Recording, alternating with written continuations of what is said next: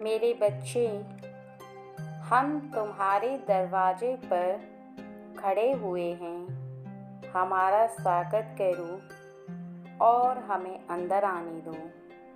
तुम बार बार हमारा अंदर आने से रास्ता रोक रही हो और तुम हमें ना आने के लिए बाध्य कर रही हो।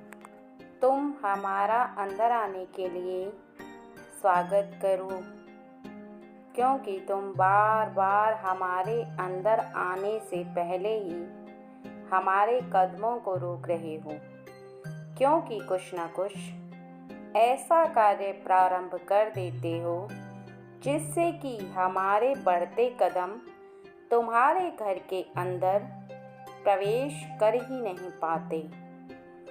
और तुम पता नहीं ऐसा बार बार क्यों कर रहे हो। इसलिए आज हम दोनों ही तुम्हें बताने आए हैं और समझाने आए हैं उन बातों को जिन बातों को तुम्हें जान लेना अति आवश्यक है, क्योंकि यदि तुम गलती करोगे तो निश्चित ही तुम मुझे कभी अंदर आने का मौका ही नहीं दोगे। इसलिए अपनी इन गलतियों को रोक लो और जो मैं बताने वाली हूँ उन कार्यों को करो, जिससे कि हम तुम्हारे घर में प्रवेश कर पाएँ और तुम्हें धन धान्य से परिपूर्ण बना पाएँ, क्योंकि हम बहुत दूर से आए हैं और तुम्हारे घर में आना चाहते हैं। लेकिन जैसे ही तुम अपने इन कार्यों को रोककर, जिनको मैं बताने वाली हूँ, और कुछ ऐसे कार्य करना प्रारंभ करोगे तो निश्चित ही मैं तुम्हारे घर में प्रवेश कर जाऊंगी और मेरे प्रवेश करते ही तुम्हारे जीवन में सभी समस्याओं को समाप्त कर दूंगी। सबसे पहले तो तुम्हें इस बात का ध्यान रखना होगा कि यदि तुम्हारे घर के अंदर कोई भी व्यक्ति आ रहा है और तुम उसे धुतकार कर भगा देते हो तो यह बहुत बड़ी गलती करते हो, क्योंकि मैं शक्ति तो हूँ, लेकिन मैं स्वयं किसी के अंदर विराजमान होकर ही तुम्हारे घर के अंदर प्रवेश करती हूँ। अर्थात मैं प्रकृति के नियमों के चलते साक्षात तुम्हारे सामने नहीं आ सकती, और मैं जब किसी व्यक्ति का सहारा लेकर तुम्हारे घर के अंदर प्रवेश करने का प्रयास करती हूँ तो तुम उस व्यक्ति को ही अपने घर से भगा देते हो। तो तुम इतना ध्यान रखो कि यदि तुम किसी व्यक्ति को भगा रहे हो, अर्थात उसे अपने घर में सम्मान नहीं दे रहे, उससे अच्छे से बात नहीं कर रहे, उसका आदर नहीं कर रहे, तो ऐसे में वह व्यक्ति तुम्हारे घर के अंदर ज़्यादा समय तक नहीं रुकेगा और शीघ्र ही चला जाएगा, और उसके जाने से तुम्हारे घर के अंदर आई हुई लक्ष्मी अर्थात मैं तुम्हारे घर से उल्टे ही पैर वापस चली जाती हूँ। ऐसा कई बार हो चुका है मेरे बच्चे, क्योंकि मैं एक महिला के रूप में कई बार तुम्हारे घर में आई। क्योंकि ऐसा कई बार हो चुका है मेरे बच्चे, मैं एक महिला के रूप में तुम्हारे घर में कई बार आई और तुमने उस महिला को ही सम्मानजनक अपने घर में नहीं बिठाया और ना ही तुमने उसका आदर किया, अर्थात ना तो तुमने उसे कुछ खाने को दिया और ना ही तुमने उसे कुछ पूछा, अर्थात तुमने उसका एक प्रकार से निरादर कर दिया और वह स्वयं महिला मेरे रूप में ही आई थी। यह तुमने जहाँ गलती की है, अब ध्यान रखना कि यदि तुम्हारे घर के अंदर कोई भी ऐसी महिला आती है जो लाल रंग के वस्त्र पहने हों और सुंदर सी दिखने वाली हो, जिसकी मुख पर तेज हो, तो तुम उसे अपने घर से भूल कर भी मत निकालना और ना ही कभी भी उसका निरादर करना। अगर तुम ज़्यादा सम्मान नहीं कर सकते, उसका आदर नहीं कर सकते, तो केवल 2 कार्य अवश्य करना। एक तो मीठी वाणी, उससे बोलना और उससे कुछ बात करना, और दूसरा तुम्हारे पास कुछ ना हो तो तुम केवल 1 गिलास पानी ही पिला देना, जिसमें तुम्हारा कोई खर्चा नहीं होता। इसलिए इस एक बात को तो अवश्य याद रखना। बाकी की बातें मैं तुम्हें बताती जाऊंगी। उन सभी बातों का स्मरण रखना तुम्हें अति आवश्यक है। इसके साथ साथ तुम्हें एक बात का और भी स्मरण रखना अति आवश्यक है कि यदि तुम बार बार किसी भी बात पर या बेवजह क्रोध करते हो, गुस्सा करते हो, पैसों के लिए या किसी भी बात से अपने घर में लड़ाई झगड़ा करते हो, तो निश्चित ही तुम ऐसा करना बंद कर दो, क्योंकि मेरे पढ़ते पढ़ते कदम रुक जाते हैं जब मैं तुम्हें क्रोध से भरा हुआ देखती हूँ। क्योंकि जब तुम मेरी समक्ष आकर प्रेम से मुझे प्रार्थना करते हो और मुझसे विनती करते हो कि हे माँ, तुम हमारे घर आओ, हम पर कृपा करो, हम पर दया करो माँ, हमें धन से परिपूर्ण बना दो माँ, तब मेरा हृदय दया से भर जाता है और मैं तुम पर कृपा करके जैसे ही तुम्हारे घर में आना चाहती हूँ, तब तुम्हारा यह रूप देखकर मैं विचलित हो जाती हूँ और मैं सोच में पड़ जाती हूँ कि तुम इतना क्रोध कैसे कर सकते हो। क्या तुम भूल जाते हो कि देने वाली भी मैं हूँ और लेने वाली भी मैं हूँ। कब किस चीज़ में कितने धन को खर्च करना चाहिए और कितने पैसे तुम्हारे कहाँ पर बचें, ये निर्णय करना चाहिए। इसके लिए तुम्हें लड़ाई या झगड़े की आवश्यकता बिल्कुल भी नहीं है और ना ही क्रोध करने की आवश्यकता है। यदि क्रोध से तुम्हारे पैसे बचते हैं तो बचा कर देखो, परंतु मेरे बच्चे ऐसा होता नहीं है, क्योंकि कोई भी व्यक्ति चाहे कितना भी पैसे बचाने के लिए क्रोध करे, लेकिन कभी भी किसी भी इंसान के पैसे क्रोध से नहीं बल्कि तुम्हारी चतुराई से बचते हैं। और वो इस प्रकार से बचते हैं कि तुम जहाँ बिना मतलब के पैसे खर्च करते हो, जहाँ पर ज़रूरत ना हो वहाँ पर फिजूल खर्ची बंद कर दो। निश्चित ही तुम्हारा धन का जो खर्च है इतना बढ़ा हुआ, वो शीघ्र ही कम हो जाएगा और तुम धन को बचा पाओगे। बल्कि लड़ाई झगड़े से कुछ नहीं होता मेरे बच्चे। इस बात को समझो कि धन कमाने के लिए यदि तुम अपनी बुद्धिमानी का प्रयोग करोगे और ज़्यादा धन को कमाने के लिए तुम बुद्धि लगाओगे, तो तुम झगड़ा करने में इस बुद्धि को क्यों नष्ट कर रहे हो।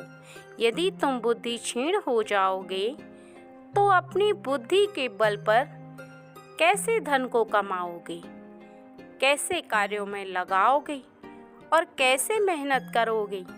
क्योंकि धन को कमाने के लिए और मेहनत करने के लिए तुम्हें बुद्धि का प्रयोग करना ही होता है और बिना बुद्धि के तुम एक जानवर के समान हो जाते हो। इसलिए इस बुद्धि को क्षीण होने से बचाओ और मेरे बढ़ते कदमों को रोकना तुम बंद कर दो, क्योंकि मैं तुम्हारे दरवाजे तक आकर लौटूं, यह तुम्हारे जीवन के लिए बिल्कुल भी शुभ नहीं है। क्योंकि एक तरफ तो तुम मेरी मंदिर में जाकर मुझे बार बार पुकारते हो, प्रेम भरी निगाहों से मेरी तरफ देखकर इस प्रकार उम्मीद लगाते हो कि मैं शीघ्र ही तुम पर दया करूं और शीघ्र ही तुम्हारी मनोकामना को पूर्ण करूं, और दूसरी तरफ तुम मुझे दूर करने का कारण बनते हो। कोई भी व्यक्ति यदि किसी भी वजह से मुझे दूर करता है तो निश्चित ही फिर वो मुझे कितना भी पास बुलाना चाहे, मैं पास नहीं आ सकती। वो कितनी भी प्रार्थना करे, लेकिन मेरे हृदय के अंदर उसकी ये भावना जब विराजमान हो जाती है तो मेरे हृदय से फिर वो बातें शीघ्र ही नहीं निकल पाती। इसलिए स्वयं को ऐसा बनाओ कि तुम्हारे हृदय में यह बात विराजमान होनी चाहिए कि जो होगा वो अच्छा होगा, जो होने वाला है वो भी अच्छा होने वाला है, और जो हो रहा है वो भी अच्छा हो रहा है। बस अपने मन के अंदर इस धारणा को विराजमान कर लो कि ईश्वर की मर्जी के बिना कुछ नहीं हो सकता, और जो ईश्वर चाहते हैं वही होगा। बस तुम अपने कार्यों पर ध्यान दो, खुश रहो और सब कुछ ईश्वर पर छोड़ दो। निश्चित ही तुम्हें उन्नति तरक्की के साथ साथ मैं धन से परिपूर्ण भी बना दूंगी। लेकिन तुम्हें कभी भी क्रोध नहीं करना, इस बात का विशेष ध्यान रखो मेरे बच्चे। मैं तुम्हारी माँ वैष्णो तुम्हें बताने आई हूँ कि लक्ष्मी के साथ साथ मैं भी तुम्हारे घर में प्रवेश करने के लिए तुम्हारे द्वार तक आ चुकी हूँ। लेकिन कुछ ऐसी बातें और कुछ बताना भी चाहती हूँ जो कि तुम सुनोगे तो निश्चित ही आश्चर्य में पड़ जाओगे। इसलिए मेरी बातों को बहुत ही ज़्यादा ध्यानपूर्वक सुनना ज़रूरी है। कई बार मैं तुम्हारे पास आकर भी तुम तक नहीं पहुंच सकी और तुम्हारे घर में प्रवेश नहीं कर पाई, क्योंकि मैं देख रही हूँ तुम्हारे हृदय में मेरे लिए कितनी भावना है। लेकिन बस एक बात मुझे बहुत ही ज़्यादा खटकती है, जिसके वजह से मैं आकर भी रुक गई और तुम्हारे घर में प्रवेश नहीं कर पाई। लेकिन तुम चाहो तो मैं तुम्हारे घर में प्रवेश भी कर सकती हूँ, यदि तुम इस बात को समझो तो। इस प्रश्न का उत्तर दो कि जब तुम मुझसे प्रेम करते हो और मेरी प्रार्थना में इतना लीन रहते हो, तो तुम ऐसे शब्दों को कैसे बोल सकते हो? मैंने तुम्हें कई बार कहते हुए सुना है कि माँ वैष्णो का मंदिर पहाड़ों में बहुत ही दूर स्थित है। उतना दूर मैं कैसे जाऊँ? उतनी दूर मैं नहीं जा सकती। मैं थक जाऊँगी, मैं नहीं चल पाऊँगी। उनका मंदिर गुफाओं में है और मैं कैसे दर्शन कर पाऊँगी? मेरे बस का नहीं है, मुझ में नहीं है इतनी हिम्मत कि मैं वहाँ तक जा पाऊँ। और यह सोचकर तुम बहुत ही ज़्यादा हताश होकर परेशान हो जाते हो और मुझ तक आ नहीं पाते। क्या तुमने कभी इस बात को सोचा है कि तुम्हारे एक बार पुकारने पर मैं इतनी दूर स्थित होने के पश्चात भी दौड़ी दौड़ी तुम्हारे पास आती हूँ, तुम्हारी बात सुनती हूँ और तुम्हारी समस्याओं को ख़त्म करती हूँ, लेकिन तुम मेरे पास आने के लिए इतना सोच विचारते हो, इतना कठिन लगता है तुम्हें।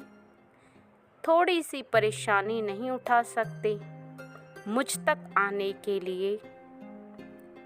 इतना परेशान होने की आवश्यकता नहीं है मेरे बच्चे।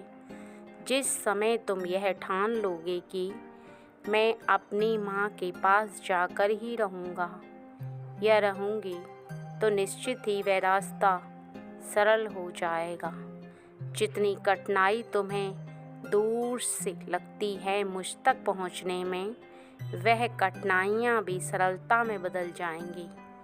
इस बात को हमेशा स्मरण रखना कि यदि जीवन में कोई भी ऐसा मुकाम पाता है इंसान, जिस मुकाम को पाने के लिए हृदय में यह धारण कर ले कि मुझे तो यह कार्य करना ही है, तो फिर वह रास्ता सरल हो जाता है।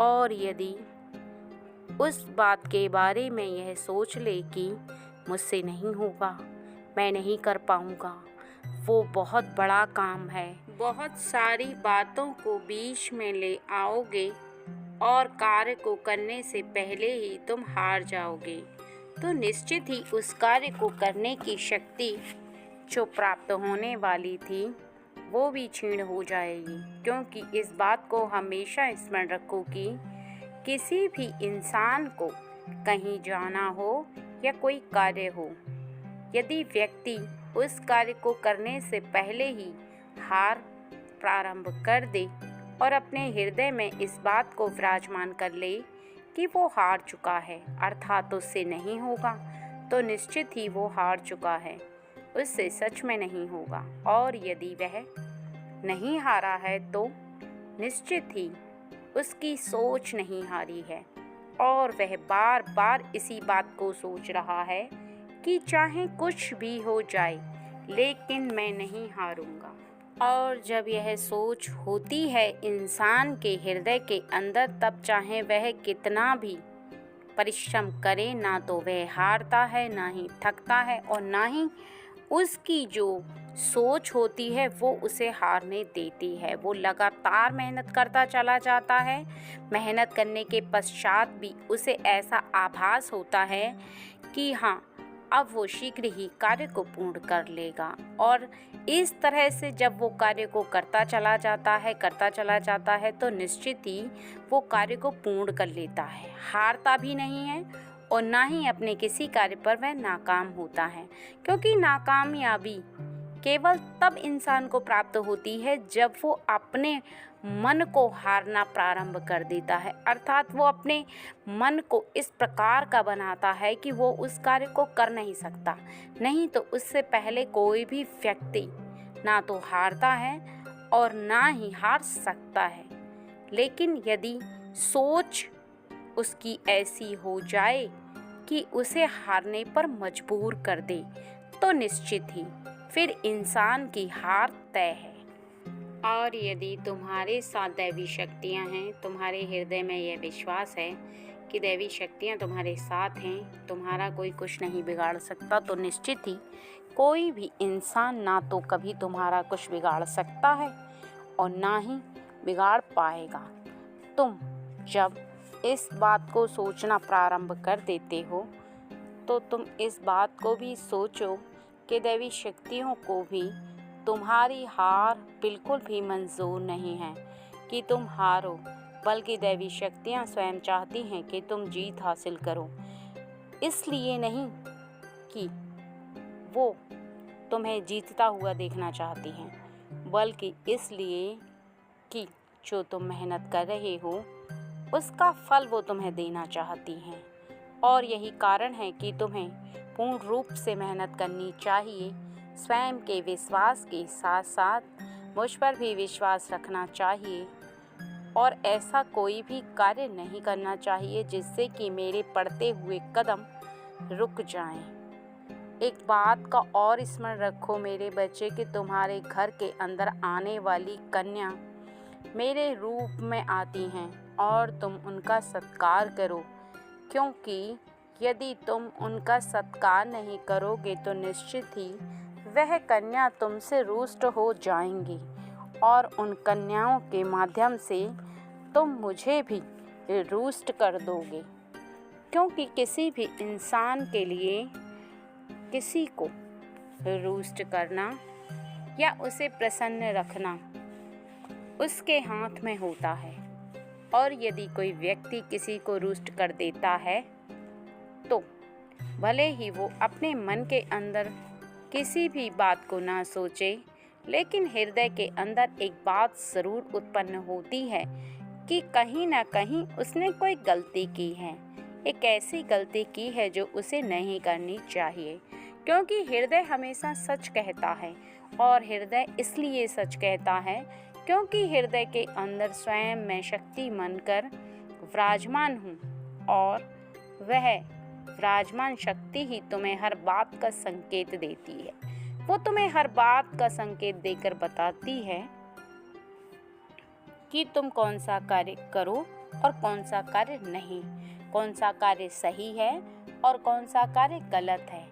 अब निर्भर तुम पर करता है कि तुम या तो हृदय की बात सुनो या तुम अपने मन की बात सुनो, क्योंकि कई बार तुम्हारा मन यहाँ से वहाँ घूमता रहता है, डोल जाता है। तुम्हारा मन इस प्रकार का चंचल है कि तुम्हें कभी भी सही और गलत बातों के फर्क में कई बार फर्क समझ नहीं आता, बल्कि तुम सही बात को सही समझते हो और गलत बात को भी सही समझ लेते हो। यहाँ पर तुम बहुत बड़ी गलती करते हो। यह सच है कि तुम भोले मन के इंसान हो, लेकिन तुम्हें फ़र्क करना सीखना ही होगा, क्योंकि यदि तुम फ़र्क नहीं करोगे तो तुम एक ऐसे भंवर में फंस जाओगे जहाँ से तुम सही और गलत का फ़र्क नहीं कर पाओगे, और ऐसे में फिर तुम और भी ज़्यादा दुविधा में फंस जाओगे। किसी भी इंसान को हमेशा अपनी बुद्धि का प्रयोग करके इस बात को जान लेना अति आवश्यक होता है कि उसके जीवन के लिए कौन सी बात सही है और कौन सी नहीं।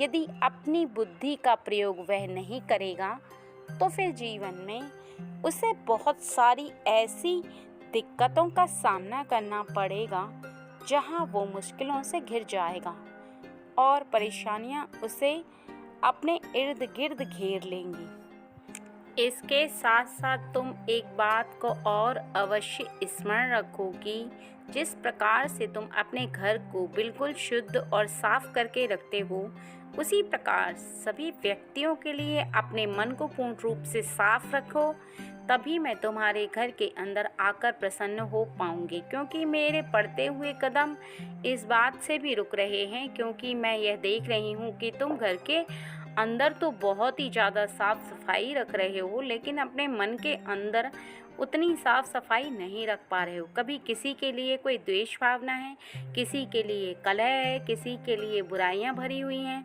तुम्हारे हृदय के अंदर ऐसी बहुत सारी गलत भावनाएं भरी हुई हैं जो कि तुम्हें निकाल फेंकनी होंगी, और अपने हृदय को सभी व्यक्तियों के लिए साफ रखो। सभी के बारे में अच्छा सोचो। अगर विचार अच्छे रखोगे, अपनी धारणा अच्छी रखोगे, तुम्हारी भावना अच्छी होगी, तो तुम्हारे जीवन में जो कुछ होगा वो अच्छा ही होगा। कभी भी इस बात को मत भूलो कि जैसी सोच होती है वैसा ही मन हो जाता है, और जैसा मन होता है तुम्हारे हृदय में तुम चाहकर भी किसी गलत भावना को उत्पन्न नहीं कर सकते। और यदि कुछ समय के लिए कोई भावना उत्पन्न हो भी जाए तो तुम्हें इस बात का पूर्ण ज्ञात रहता है कि जो बात तुम्हारे मन के अंदर आ रही है वो सही नहीं है, और तुम्हारे मन के अंदर से वो बात तुरंत ही निकल जाती है। इसलिए कभी भी तुम जो बताई बातें हैं उनको स्मरण रखना, और इसके साथ साथ इस बात को भी स्मरण रखना कि तुम्हारे घर पर आने वाला कोई भी अतिथि हो, कोई भी व्यक्ति ऐसा हो, या तो तुम्हारे घर पर कोई उम्मीद लेकर आए या फिर मेहमान के रूप में आए, तो तुम उसे कभी भी अनदेखा मत करना, और ना ही उसकी छोटी मोटी ज़रूरतों को अनदेखा करना, क्योंकि हो सकता है कि वो तुमसे कुछ इच्छा जाहिर करे और तुम्हारी सामर्थ्य के अनुसार है तो तुम उसकी इच्छा को अवश्य पूर्ण करना। क्योंकि मेरे बच्चे, हो सकता है मैं किसी भी मेहमान के रूप में आऊं या लक्ष्मी किसी भी मेहमान के रूप में आए और तुमसे कुछ इच्छा जाहिर करे और उस पर तुम उससे अनदेखा कर दो, अनसुना कर दो और उसे मना कर दोगे तो निश्चित ही उसके हृदय को कष्ट पहुंचेगा। और यह बात सच है कि मेहमान भी भगवान के समान इसीलिए कहा जाता है क्योंकि किसी के भेष में कौन आ रहा है तुम नहीं जान सकते। हर व्यक्ति के साथ एक दैवी शक्ति होती है और वो दैवी शक्ति तब होती है जब वो व्यक्ति किसी दैवी शक्ति की पूजा करता है। अब वो किस दैवी शक्ति की पूजा करता है यह केवल उसी व्यक्ति को पता होता है और उसी व्यक्ति के हृदय में वही दैवी शक्ति विराजमान होती है जिसकी वो पूजा करता है। और उसी शक्ति को साथ लेकर के तुम्हारे घर पर आए और तुम उसे अनदेखा करो तो साक्षात तुम उस दैवी शक्ति को अनदेखा कर रहे हो, क्योंकि तुम कर रहे हो उस व्यक्ति को अनदेखा, लेकिन वह दैवी शक्ति जो उसके साथ है वो तुम देख नहीं पा रहे क्योंकि तुम्हारी साधारण आंखें हैं और साधारण आंखों से दैवी शक्तियाँ कभी दिखाई नहीं देती। हमेशा इस बात को समझो कि तुम किससे बात कर रहे हो और किसको घर में आने दे रहे हो, कौन तुम्हारे घर के अंदर प्रवेश कर रहा है। इन सब बातों को जानना तुम्हारे लिए इसलिए अत्यंत आवश्यक है क्योंकि तुम हो एक मनुष्य और मनुष्य की प्रवृत्ति में होता है कि वह किसी भी बात को शीघ्र ही समझ नहीं पाता है। जीवन में एक बात को बहुत अच्छे से स्मरण रखना अति आवश्यक है मेरे बच्चे के कभी भी किसी भी कार्य को करते समय यदि तुम्हें यह आभास ना हो पाए कि तुम सही कर रहे हो या गलत कर रहे हो, इससे कोई दैवी शक्ति रुष्ट हो सकती है, किसी की रुकावट हो सकती है या कोई भी ऐसी बाधा आ सकती है जिससे कि तुम्हारे जीवन पर उसका गहरा प्रभाव पड़े, तो तुम अपने बड़ों से पूछो क्योंकि वो उम्र के उस पड़ाव को पार कर चुके हैं जिसमें हर बात का अनुभव होता है। उन्हें हर अच्छे बुरे का पता रहता है। यदि उनसे पूछोगे तो वो तुम्हें कभी भी गलत राय नहीं देंगे, वो तुम्हें वही बात बताएंगे जो सच है, क्योंकि उन्हें ईश्वर की शक्ति का भी आभास रहता है और उन्हें इस बात का भी ज्ञात रहता है कि कौन सी बात से ईश्वर की शक्ति तुमसे रुष्ट हो सकती है, तुम्हारे घर आने से रुक सकती है और ऐसी बहुत सारी बातें जिनका ज्ञान तुम्हें अभी तक नहीं है। और यदि तुम बुजुर्ग हो और उसके पश्चात भी गलती कर रहे हो तो आज मेरे द्वारा बताए गए संदेश को सुनने के पश्चात तुम समझ ही गए होगे कि तुम्हें अपने जीवन में क्या कार्य करना चाहिए और क्या कार्य नहीं करना चाहिए, क्योंकि कुछ ऐसे कार्य जिनसे लक्ष्मी आने से रुकती है और तुम्हारे निकट आने से लक्ष्मी के पैर और वैष्णो के पैर थमने लगते हैं। इस बात का ध्यान रखना अति आवश्यक है कि देवताओं को प्रसन्न करना बहुत आसान होता है, लेकिन वो रुष्ट भी उतनी ही जल्दी हो जाते हैं क्योंकि तुम्हारी छोटी सी गलती उन्हें बिल्कुल भी पसंद नहीं आती और ना ही प्रिय होती है, बल्कि वो तुमसे रुष्ट होकर के वहीं रुकते हैं और फिर तुम्हारे कार्य को सही होने तक का इंतज़ार करते हैं। इसलिए अब इन कार्यों को सुधार लेना और सुधारने के पश्चात ही तुम्हारे करीब तुम्हारी माँ वैष्णो और तुम्हारी माँ लक्ष्मी आकर तुम्हारे घर में प्रवेश भी करेंगी और स्थिर रूप से वास भी करेंगी। बाकी सब मुझ पर छोड़ दो, मैं स्वयं तुम्हारे साथ हूँ। सदा खुश रहो मेरे बच्चे।